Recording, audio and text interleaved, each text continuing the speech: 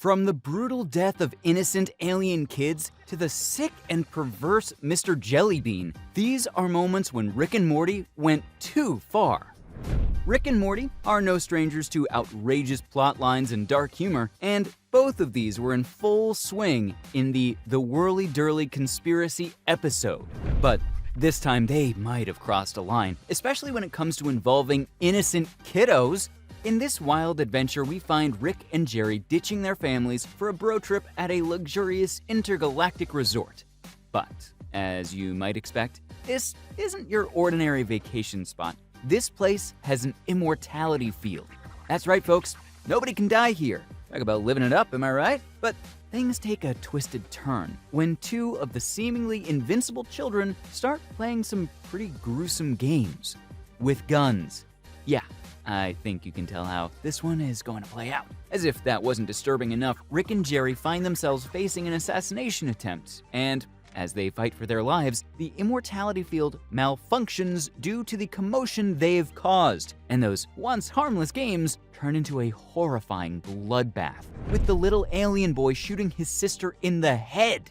The little man asks if his sister's okay, to which he receives no reply. And I guess you can fill in the blanks on this one. I mean, come on, guys! It's one thing to create a bizarre world with unique rules, but did we really need to see those innocent lives snuffed out in such a gruesome way? Yikes! This moment definitely left us with our jaws on the floor and our hearts aching for those poor, unsuspecting alien children's siblings, or whatever they are. Nevertheless, I'm sure you've never seen two child aliens playing with guns, but have you ever seen a child interrogating an alien? Well, that's what happened in our next moment, but with a twist. Pun intended. The unforgettable Morty's Mind Blowers episode holds this cringe-inducing scene, and it takes us on a trip down memory lane. But not in the warm and fuzzy way you might expect. Instead, we're treated to a collection of horrifying and traumatic memories that Rick deemed too much for Morty to handle. Yeah, that's right.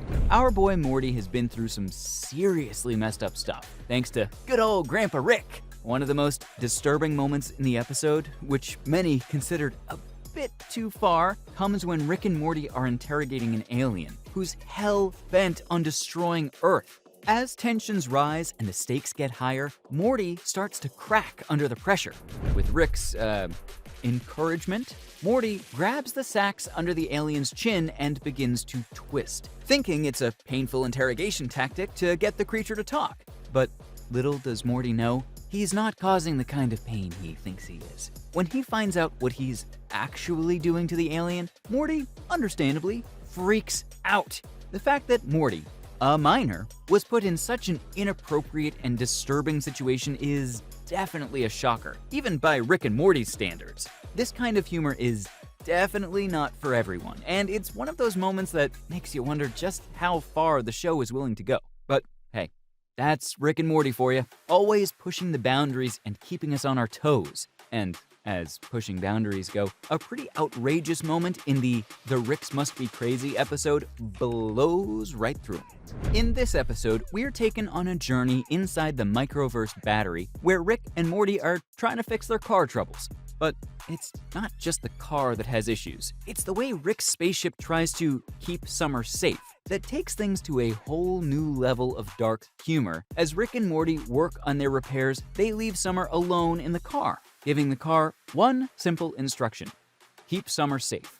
The spaceship takes this command very seriously, but as we soon find out, its methods are, let's just say, unconventional. After the spaceship turns into a killing machine, Summer requests that the ship's defenses be non-lethal. The spaceship gets creative, and by creative, we mean downright disturbing. Instead of using physical force, it resorts to psychological torment to scare off any potential threats. The spaceship creates a chillingly realistic hologram of a police officer's late son, who tearfully pleads with his father to leave the car alone. Talk about hitting below the belt. This scene was definitely a gut punch, even for the most dedicated Rick and Morty fans. Did they really have to show his turn into goo in his father's hands? It's one thing to use gross-out humor or absurd situations, but it's a whole other ballgame to traumatize an audience with such a disturbing scene. Just goes to show that when it comes to crossing boundaries, dead kids are never off the table. And speaking of tables, did you know Rick nearly killed himself at his iconic garage table? What starts off as a very non-typical love story ends in one of the most depressing scenes in Rick and Morty's history. In the episode Autoerotic Assimilation, we're reminded that even the seemingly invulnerable and unfeeling Rick Sanchez has his breaking points and a heart. This episode delves into some of the darkest and most emotional territory we've seen yet. After a wild time with Unity, an ex-lover who happens to also be a hive mind, Rick finds a heartbreaking letter left behind. And Unity explains that while they love each other, they can never truly be together. This revelation shatters Rick, who's always been portrayed as emotionally detached and uncaring. It's truly jarring to see Rick, the arrogant and self-assured scientist, brought to his knees by heartache. But the real gut-wrenching scene comes in the final scene of the episode, where Rick seemingly attempts to take his own life with a device he created in his garage. Rick mixes some potions together and creates a little alien creature to test the effectiveness of his life-ending device. After his creation was zapped to ashes, he puts his own head in between the device. But he seemingly falls unconscious before the device can go off. This scene is made even more poignant with the haunting tune of Chaos's Do You Feel It playing in the background.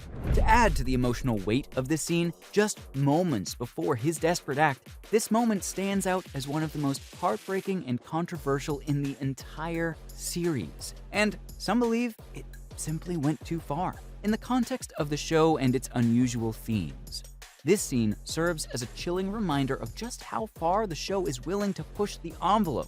For Rick and Morty fans, I'm sure you all know exactly what's coming next. During a more traditional adventure with his grandfather, Morty finds himself cornered by Mr. Jellybean, the twisted and perverse ruler of a local village. This scene is devoid of humor, and Morty is forced to fight back brutally to save himself. A jelly bean attempting to assault a child? How did they even come up with this stuff? The sheer intensity and trauma of this moment was unexpected, especially due to the seemingly pretty wholesome episode. It's hard not to question why such a scene was included in a comedy series in the first place. Show co-creator Justin Roiland later addressed this unsettling moment, who is currently going through some controversy himself, explaining that it was a necessary structural component of the story. He acknowledged the potentially triggering subject matter, admitting it was meant to push boundaries and provoke a strong reaction from viewers, which it undoubtedly did. Although Rick got revenge shooting Mr. Jellybean just before leaving the planet, it can be argued the people of the town should have known of his sick and perverse ways, as the after-credit scene shows members of Mr. Jellybean's kingdom finding images confirming the fact. They decide not to tell the people, believing it would make things worse. Always gotta watch out for those jellybeans, huh? So, from the sick and perverse Mr. Jellybean to the brutal death of innocent alien kids, these were the moments when Rick and Morty went too far.